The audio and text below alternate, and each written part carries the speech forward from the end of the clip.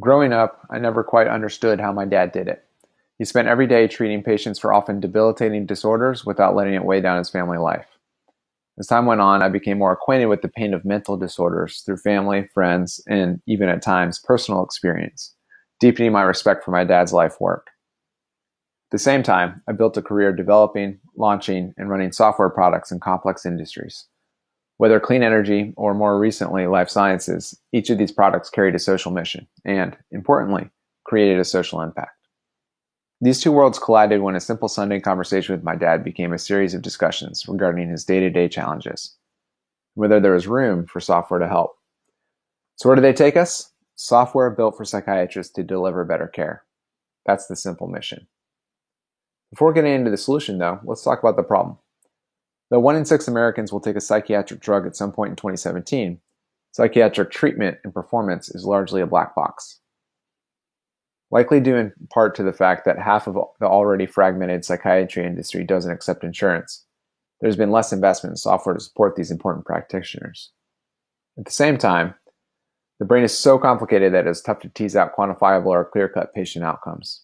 And finally, Big Pharma's underinvestment in psychopharmacology, coupled with growing off-label use of drugs, which tends to lack research funding anyway, makes it even more important to track and share data on the performance of these medications. It's early days, but the initial outline of a solution should include at least 3 components. First, it should be designed specifically for the day-to-day workflow of the psychiatrist user, not for HCA and Aetna to adjudicate claims and bog down practitioners with meaningless alerts. Second, it should include embedded insights on how other patients are progressing with similar disorders. This may start with trial data, but should be supplemented over time by anonymized synthesis of real-world evidence.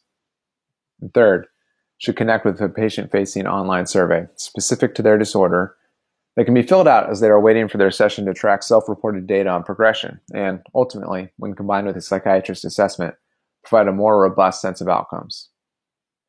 Software built for psychiatrists to deliver better care and, most importantly, improve patient lives. To fund the initial build, we'll pre-sell subscriptions with discounts for early adopters that will include access to the software, which will be pre-populated with insights from clinical studies. Along with continuing to sell the subscription to the software, we'll sell services to life sciences companies to help them discover new drugs and commercialize old drugs. And finally, as the inevitable march toward capitated care squares with increased incorporation of mental care into health plans, we'll use this network of psychiatrists to increase access to care and patient outcomes data to make this claims process much easier.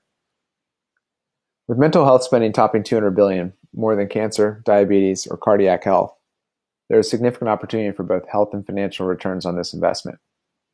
I can't do it alone, so I'll rely on each psychiatrist's help.